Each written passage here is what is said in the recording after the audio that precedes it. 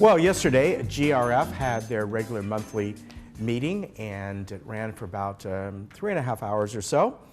And today, we have on their first vice president, and that is, of course, Annette Soul. And Annette, you brought a list of all kinds of things that happened. Busy meeting yesterday. There wasn't so much a lot on the agenda. It was just kind of a lot of discussion. Right? It was a lot of reporting for all the work we've done. Right. We've been very, very busy, and it's alarming the rate that things are coming down the pipe, but they are. Yeah, and you're going to go into that, but yeah, there's a lot of different projects. Once again, some big items that need to be looked at or going to be looked at as we move forward into 2020. Yes. So I'll start off with yesterday's meeting was filled with items of interest. First, President Beth Perrick discussed how many hours the GRF board has worked on the VMS management agreement and has come to what is our final draft. The GRF final draft is now ready for the other boards to review and consider when reviewing the management agreement, which this year is being combined into one agreement with addendums for each corporation.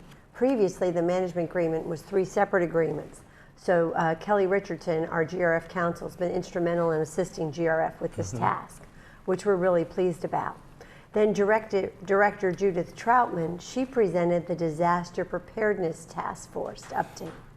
And we're so fortunate to have so many volunteers. Village volunteer Tom Soul, who's no relation to me, but he spoke, stated that the disaster preparedness store located on the first floor of the community center is open daily from Monday through Friday from 10 a.m. to noon.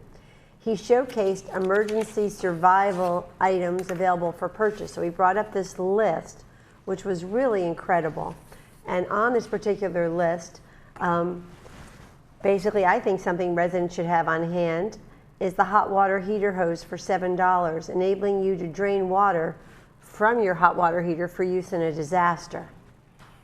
Judith also advised that the Great Shakeout will be happening on October the 17th at 10:17 a.m., at which time everyone who is at home is asked to participate by taking a minute to duck, cover, and hold at home if possible.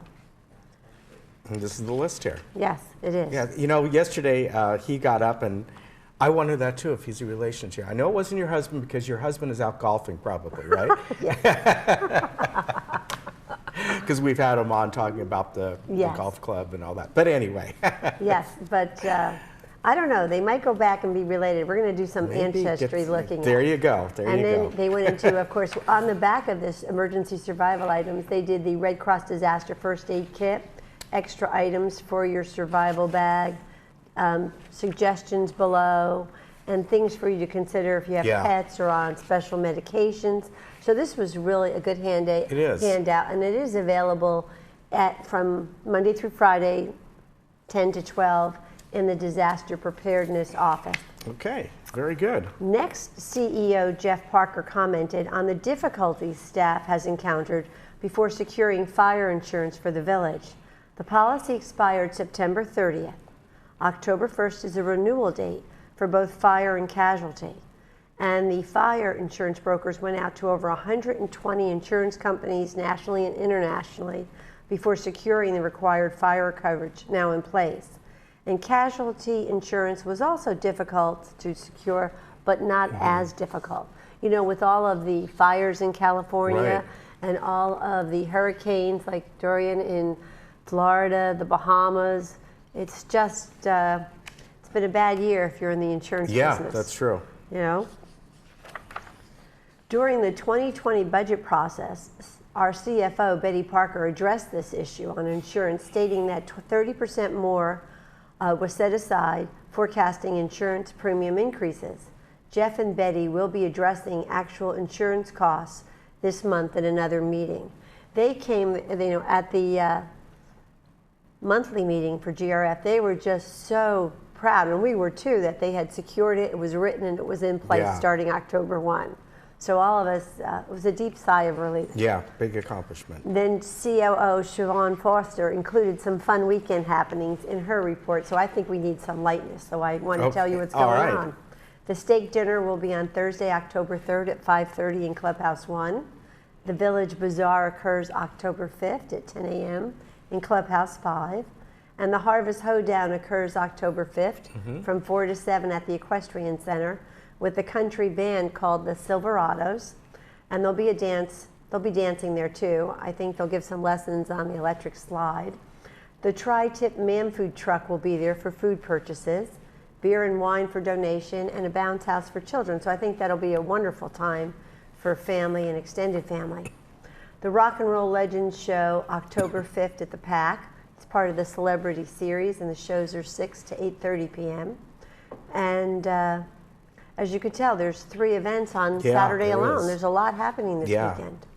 Next, GRF finalized the adoption of 3 important resolutions. First was the nuisance and harassment resolution with a caveat to come back to address some outstanding issues, some wordsmithing of what is an ordinary man definition, and revisiting some health and safety issues by VMS staff and GRF legal counsel before the next meeting.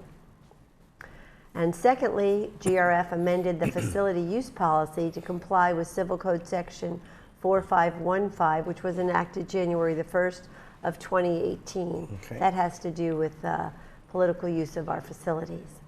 Third, increased the Saddleback College Emeritus Institute student parking pass fee for non-resident students who take classes here in the village, and that will be effective the spring semester of 2020 registration. Okay. And then we were thrilled with all of those being passed, and a lot of that has to do actually with CAC using. We covered this at the committee meetings and brought this back and did all the protocols. GRF initially passed a revision to the current GRF wedding policy rate.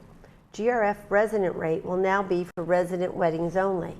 The non-resident exception rate will now be charged for parents, siblings, children, and grandchildren. And the reason we did that was when we did the analysis of who was getting married in Clubhouse 2 and the reservations being as tight as they are for everybody, we didn't want the members to feel that we were subsidizing members' children's weddings. Okay. We wanted it, if you're a member here and you're getting married, you're definitely entitled to use it, but if it's going to be for other family members, there will be the exception rate that will apply. The committee reports were presented, and today there will be the Mobility and Vehicles Committee meets here in the boardroom between 2:30 and 4:30. And this is an important meeting as the consultant bus route findings will be presented. Okay. And the other thing is M&C will meet Wednesday, October 9th in the boardroom between 9:30 and 12:30. And another one that's important will be the PAC Ad Hoc Committee, which meets on Thursday, October 17th from 1:30 to 3 in the boardroom. And that'll be important as the color boards will be presented for the floorings and wall coverings and the new remodel. So if anybody's interested, that would be a good meeting to attend. Then GRF will host Meet the Candidates on Friday, October the 18th from 10 to 11:30 in the boardroom. And then there'll be a GRF special meeting for the VMS GRF board election on Thursday, October 24th at 11 a.m. And then we'll have the Media and Communications October 21st at 1:30. All these are in the boardroom.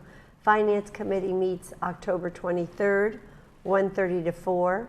Security and Community Access meets Monday, October 28th, 1:30 to 4.